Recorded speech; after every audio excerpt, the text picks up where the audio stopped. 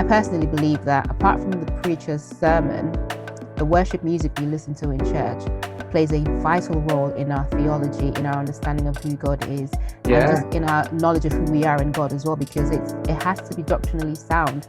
So as soon as I got that clear instruction, my first concern was, Lord, please help me, because I know what it means. Because I'm one of those people, when I pick my songs for worship, those are the things I'm looking for. So now I'm going to be the one that will be weeded out, hopefully not, because I know it has to be that my first concern was sound doctrine. And so that informed everything I did from that point on.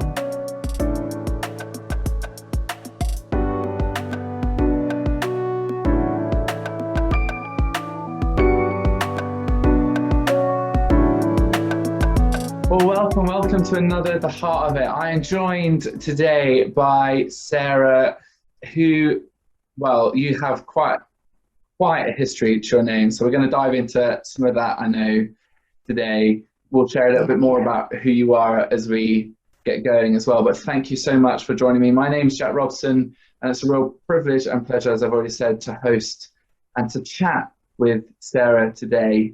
Thank you. Thank you for coming on and joining me. Thanks for having me. So to start with, today, and your new album has come out literally today. And so I know by the time this goes out, that will be a little bit time in advance, but people will now for sure be able to go stream it, buy it, download it, all those sorts of things. Yes. I can 100% recommend it. I've loved listening through to it today. It has been in my ear. It's been a real beautiful just mix, an eclectic mix of songs on there and lyrical content. It's been beautiful. So just a huge congratulations from the get-go. So I'm sure you've probably been inundated with messages. I have been, yes. It's been really fantastic. Yeah, love it. Of the sort. Thank you. So one of the things I really thought interesting about this project is I wanted to know what was the inspiration behind pulling together this collection of songs and then calling it Restored. What brought this project about? It's interesting you'd phrase the question that way, because at the time of starting the project, I didn't have a collection of songs. So it wasn't like I had a book of 20 songs and I'm like, yeah, I'll take that one and I'll take that one. Oh yeah, and the other one, and we'll make up an album. No, I had a proper blank sheet. It was back in 2018. I was in South Africa on tour, and literally I just put out my second album at the time. So I was like touring that album. And I just heard in my spirit that the next project should be a worship album, a resource. It was quite clear. It had to be a resource for corporate and personal worship. Wow. And so I straight away knew what task I had ahead of me, given my two previous albums were more of the contemporary urban gospel sound.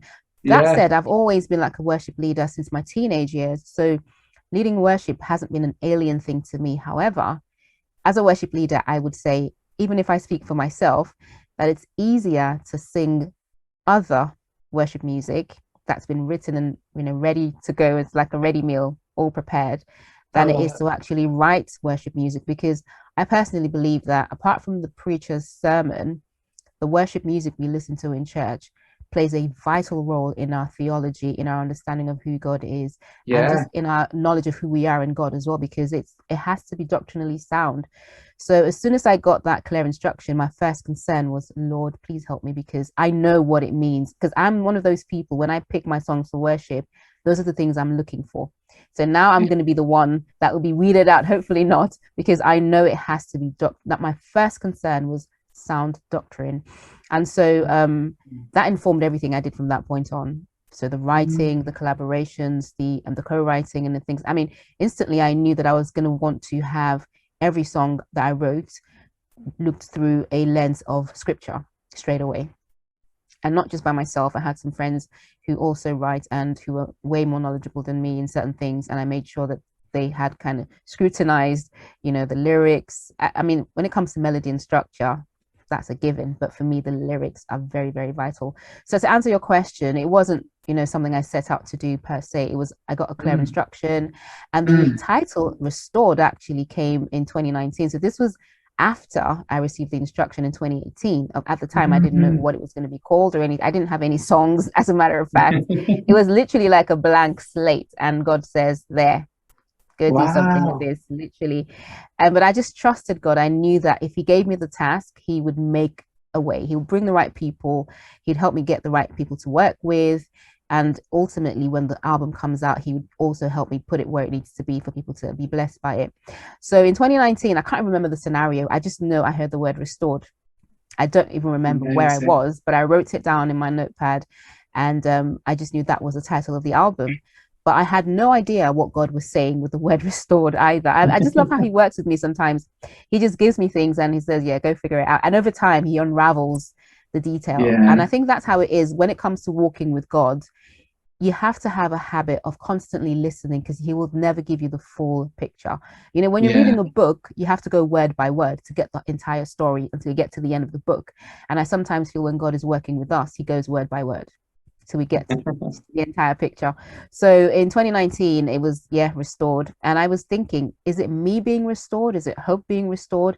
Is it restoration in the terms of salvation? Am I writing a song about coming to Christ? You know, I wasn't quite clear. I mean, into the middle of 2020, I wasn't even clear what that particular song was. So I'd written a number of other songs for the album, but Oh, the title wow. track eluded me completely until God began to open my eyes and make me see what 2020 stood for many people all over the world. I mean, every single person would have suffered loss, devastation at one point or another, and to one degree or another. It could be loss of life, Yeah. livelihood, time, faith for some.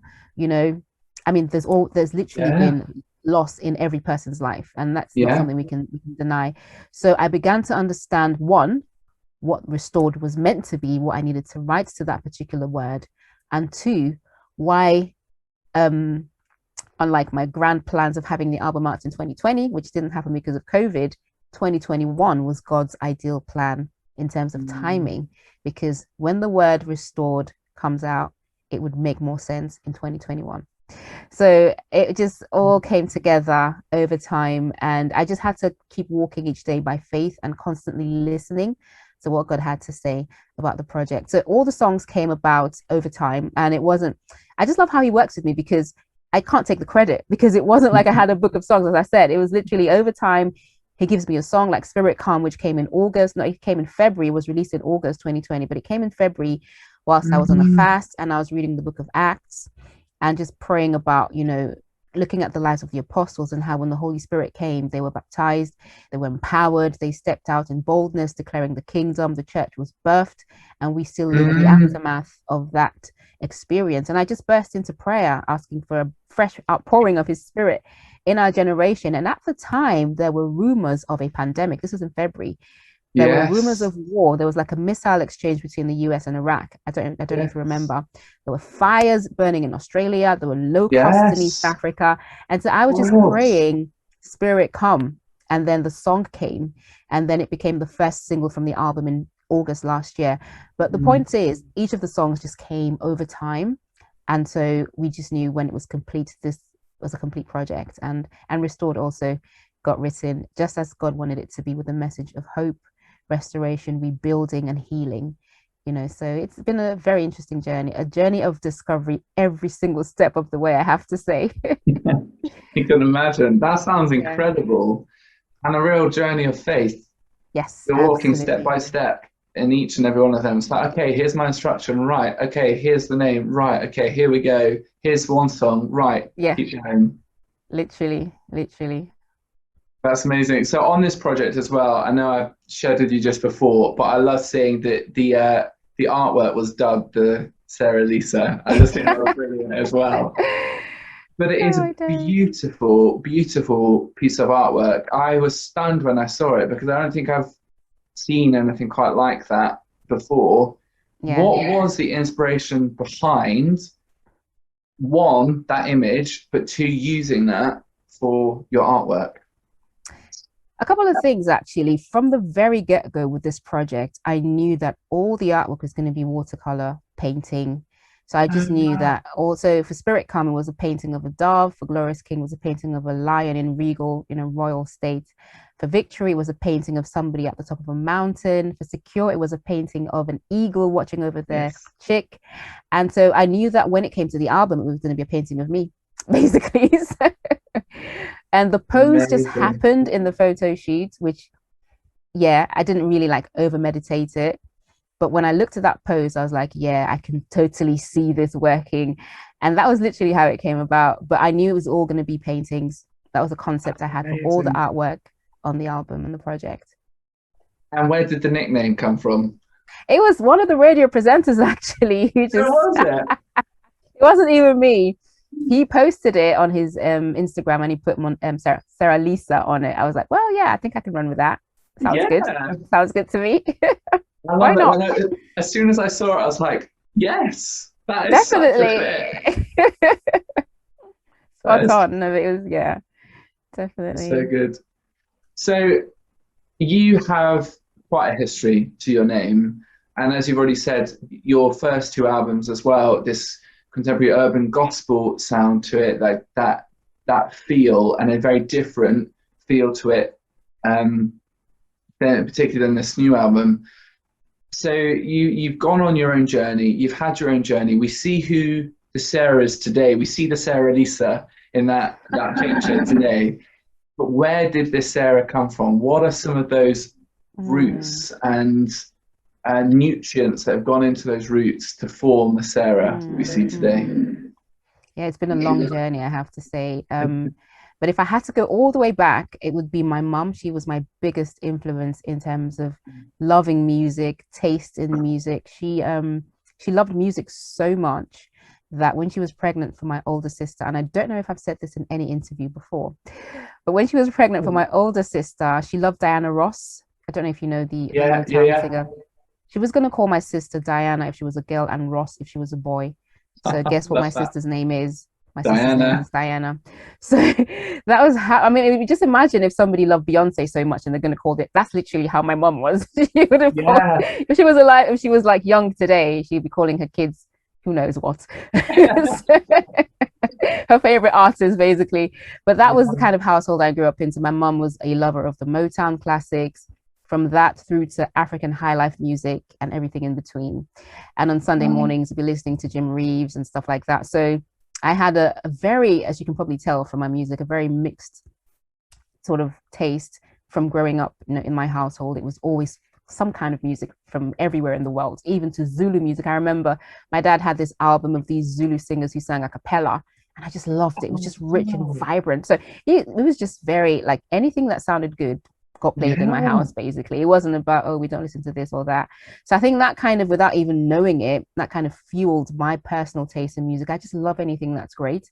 And even my kids are like that as well. My 12-year-old, on her playlist, you'd have Stevie Wonder, you'd have the Beatles, you'd have Jacob Collier, and you might have Yes. what's the other new one that they sing? I don't know, but you Ariana Grande. Yeah, so that's a very Yeah. eclectic mix. And then you could have Fela, who is a Nigerian legend, the father of Afrobeat music.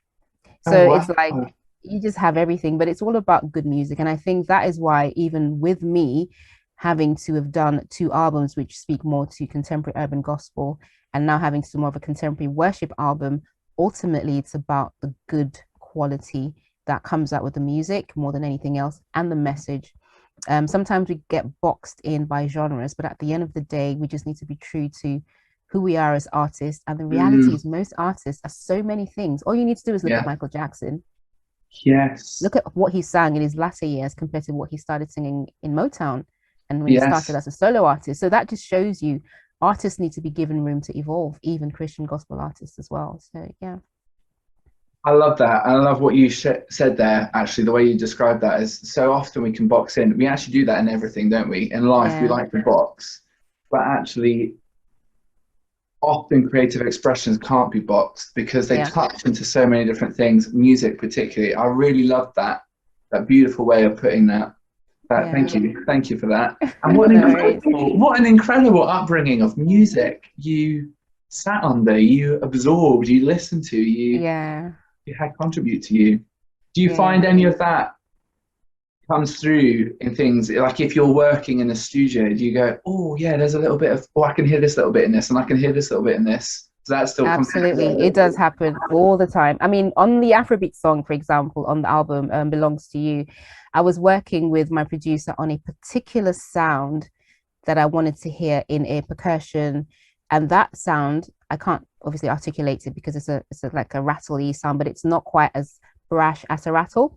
And I knew that sound from hearing it from the songs of Fela, who is the legend of Afrobeat.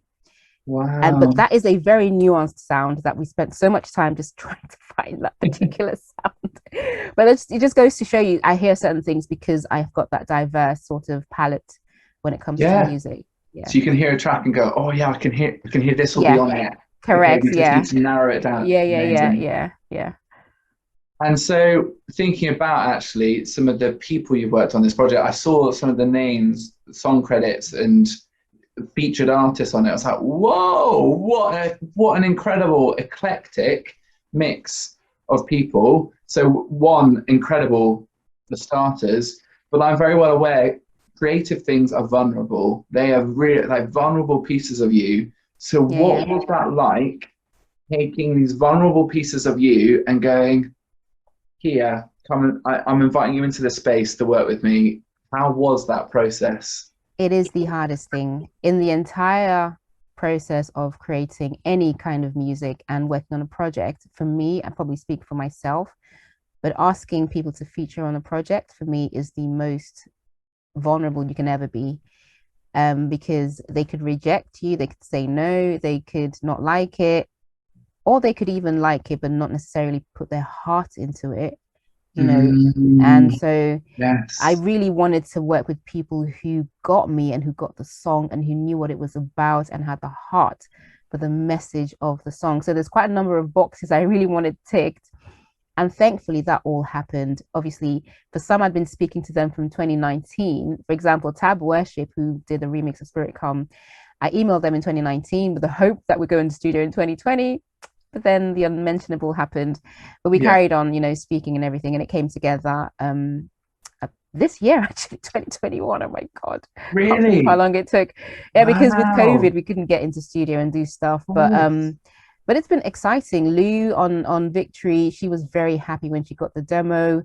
You know, Victoria on God Alone, Victoria Tunde, she was, as soon as I messaged her, she didn't even hear the song. She was like, I'm down. You know, Volney Morgan and Secure as well. He was like, yeah, I'm good. So it was really great. Not just saying yes, but the heart that they all brought to the project. And you can tell when you listen to the album as well, they just poured themselves into it. And for me, I think that's the biggest thing when you have collaborations and features, is that they really get the vision and they nailed it. They really did.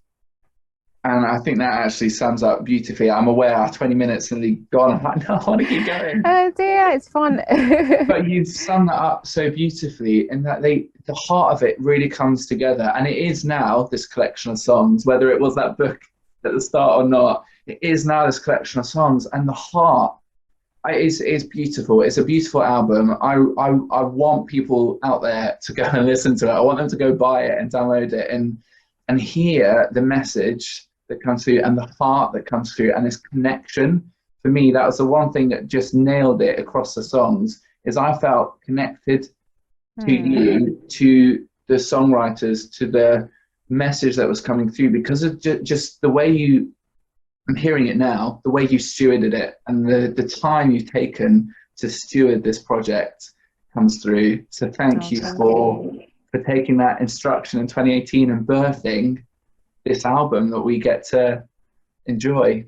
Thank you so much. I'm really looking forward to people just being blessed and being able to use the songs, you know, as a resource in their worship journeys, because I feel sometimes we get rushed in and out of worship. And so the prayer and the vision I have is that people can just sit with the album and just soak in worship and not hurry out of God's presence. That's really my prayer for the songs on the project. Oh, yes, and amen to that. That's beautiful. That's a beautiful prayer. Yeah. So, Sarah, if people want to connect with you, if they want to find you, if they haven't heard your music before, where can they go? How can they find you? Yes, so the album is on every music platform, digital music store, Spotify, Apple, Tidal, Pandora, Amazon. You can tell Alexa to play Sarah Teibo. Apparently someone sent me a video the other day of themselves saying, Alexa, play Sarah Teibo. I don't think she got it the first, is it she or he? I don't know. I don't think Alexa got it the first time, but got there in the end. So you can get me on Alexa as well. And amazing. You guys are probably the first to find out that the album is also, the songs on the album are going to be on multi-tracks, which is the premium Wow. platform for music resource for worship leaders, choirs, and Yeah. churches in general. And you guys are also the first to know that in the month of August, Secure is the track of the month on multitracks.com. Ah, there we So go. I haven't There said we this. go.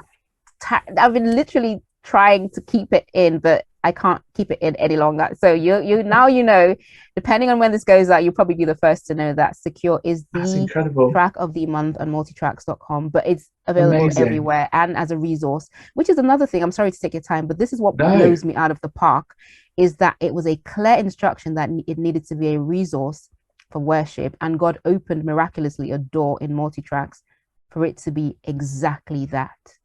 So come you can get on. your rehearsal stems, your backing tracks to use in church as a resource. It just Come weakens me on. every time I think about it, honestly. But God is That good. is incredible. So get out there, guys, stream it across all those different platforms. If you've got Alexa, ask Alexa to do it. Send those Good videos. luck. Tag Sarah on Instagram or anything so she can keep seeing those videos of hopefully Alexa nailing it. That would be great. That would be fun. That would be amazing. So Yeah. thank you, Sarah, for your time. It's been wonderful just to get into the heart of it in terms of this album and some of the roots that have gone into it. I really have valued your time today. So thank you. No, thanks for having me. It was a pleasure. Thank you. And if you want to keep connecting with the Step Forward guys out there, you can do so across the socials. Just type in a Step Forward spell FWD, and you can find us on places like Instagram, Facebook, Twitter. You can find our website. You can find all these kind of resources to so many incredible people like Sarah. So Sarah, thank you once again for your time today. Thank you. Thanks for having me.